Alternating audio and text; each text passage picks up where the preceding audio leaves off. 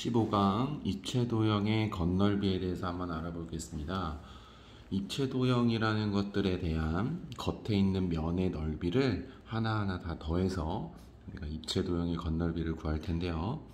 가장 먼저 배워야 될 것은 기둥의 건널비입니다.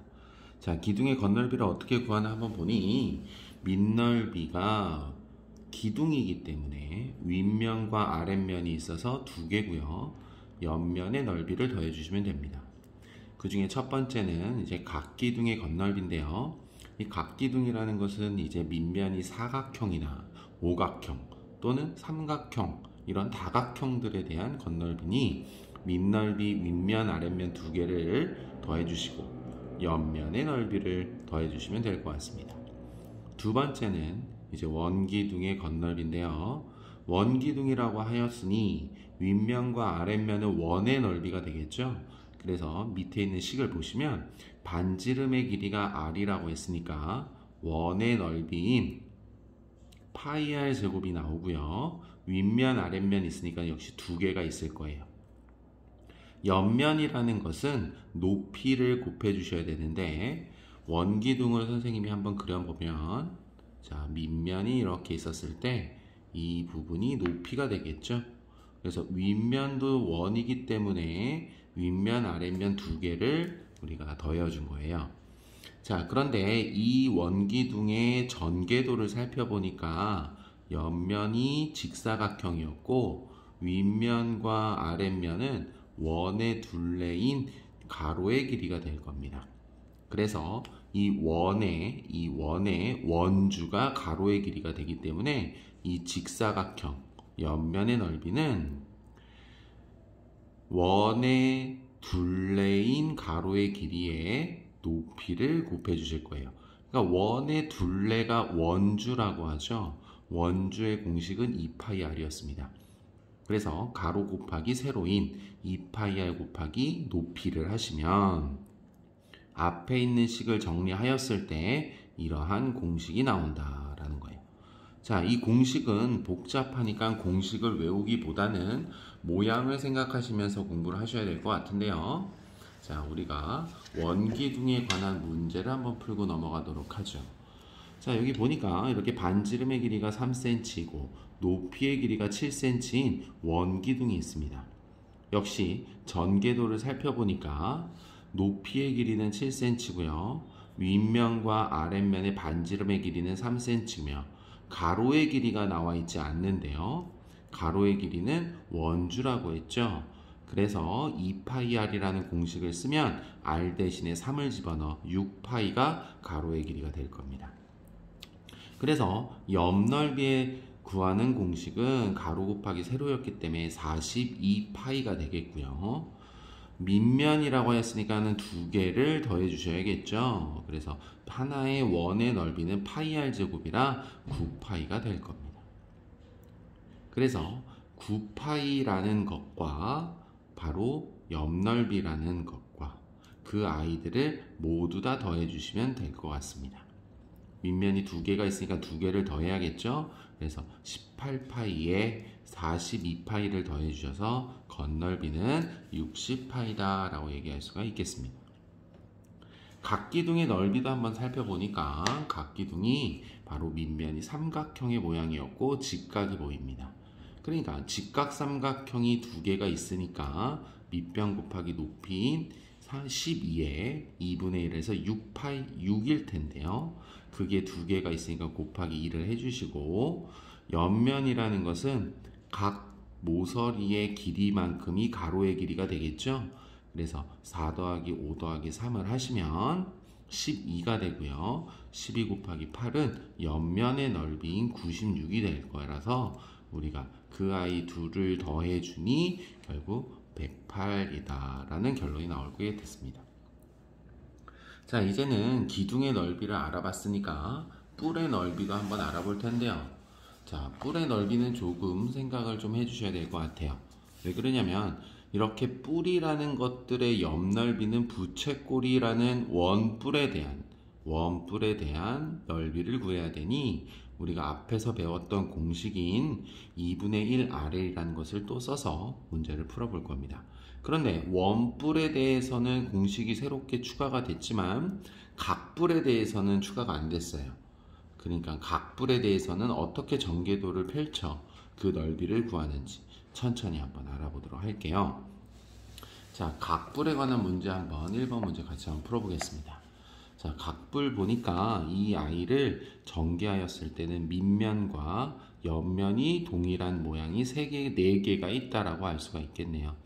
그래서 밑면의 넓이는 우리가 8cm, 8cm여서 정사각형의 넓이인 64다라고 알 수가 있고요.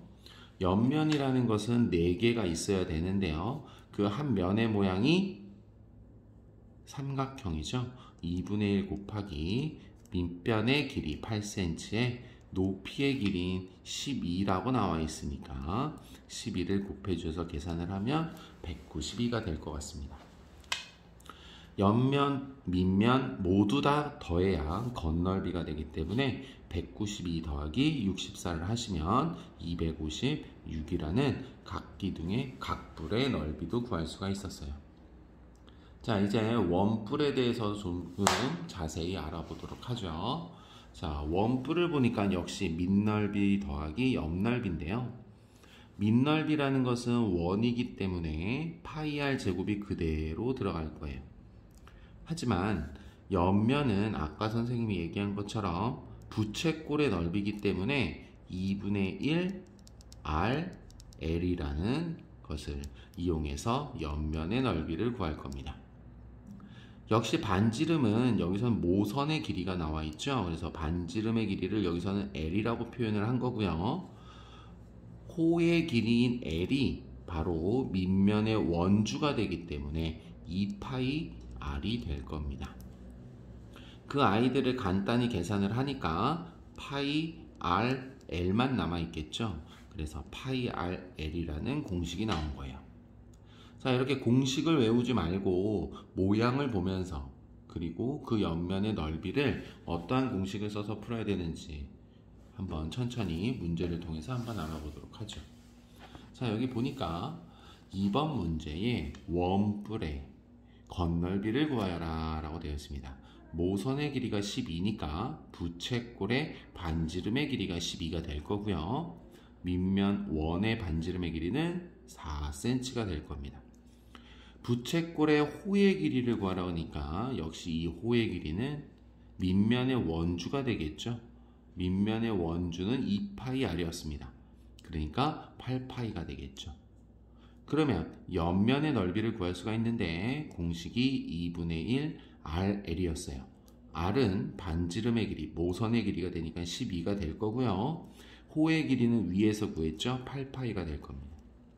그냥 간단히 약분을 해주니까 결국 계산한 결과는 48파이다 라고 얘기할 수가 있으며 옆면의 넓이 부채꼴을 구했으니 밑면의 넓이인 파이 r 제곱을 구하면 4의 제곱이니까 16파이가 되겠죠.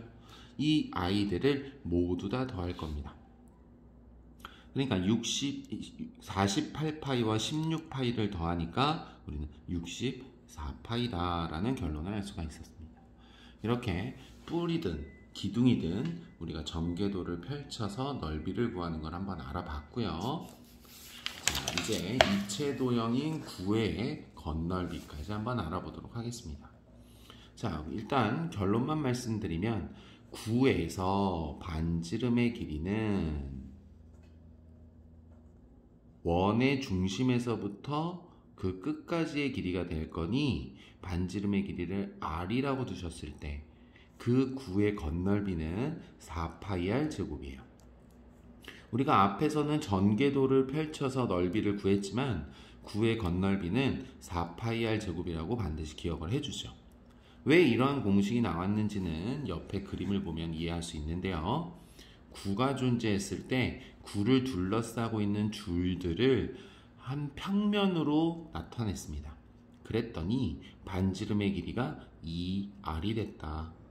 결국 이 원의 넓이라는 것은 파이 r 제곱이기 때문에 2r의 제곱이 들어가면 결국 4파이 r 제곱이라는 결론이 나타날 수가 있겠죠. 자, 문제를 한번 풀어보면 1번 문제에 반지름의 길이가 10cm라고 나와 있고 우리는 공식을 4파이 r제곱인데 반지름이 10cm니까 그 아이들의 제곱을 해서 100 곱하기 4니까 400파이다 라고 계산할 수가 있겠습니다. 자, 이렇게 우리가 구의 건널비, 뿔의 건널비, 그리고 기둥의 건널비를 알아봤습니다. 자, 공식은 외워야 될 곳에서는 외워주시고요. 이해하고 넘어가야 될 곳에서는 반드시 전개도를 펼쳐서 이해하고 넘어갈 수 있도록 하겠습니다. 자, 다음 시간에는 넓이가 아니라 부피에 대해서 좀 더 자세히 알아보는 시간 가져보도록 할게요. 여기까지 하겠습니다.